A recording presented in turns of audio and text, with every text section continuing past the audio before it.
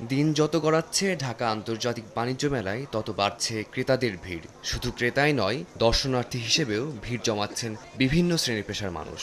নানান পণ্যের পসরা সাজিয়ে বসেছে বিক্রেতা প্রতিষ্ঠানগুলো, প্রত্যাশা ভালো বেচাকেনার। আমাদের যে পাট পণ্য এই জিনিসটা আমরা সবার কাছে প্রচারটা করতেছে বেশি।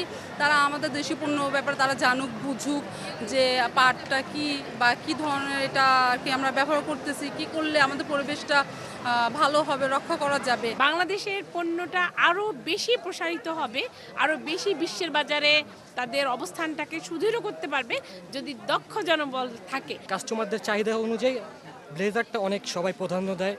ব্লেজারটা বাণিজ্য মেলা থেকে নানান ধরনের মেলা থেকে নিতে সবাই স্বাচ্ছন্দ্য বোধ করে বেশি। ক্রেতা সাধারণ সারা বছরই অপেক্ষায় থাকেন এই মেলার জন্য। এখান থেকে দেশি বিদেশি পণ্যের মধ্যে নিজেদের পছন্দ অনুযায়ী পণ্য বেছে নেওয়ার আগ্রহ থাকে তাদের। মাসব্যাপী চলা এই মেলায় বিভিন্ন অফারের কারণে সামনের দিনগুলোতে আবারও আসার আগ্রহ প্রকাশ করেন ক্রেতারা। আমার অফারগুলো ভালো লাগতেছে, অফারের জন্য আসতে পারি। যেমন ঘরের জিনিসগুলোতে অফার দিচ্ছে, তারপরে ফার্নিচারগুলোতে অফার দিচ্ছে, তারপরে এই যে যেমন RFL এর প্রাণীরগুলোতে অফার দিচ্ছে, একটা কিনলে একটা, ওগুলো খুব ভালো। বাণিজ্য মেলায় আগে কখনো আসা হয় নাই, এবারই প্রথম।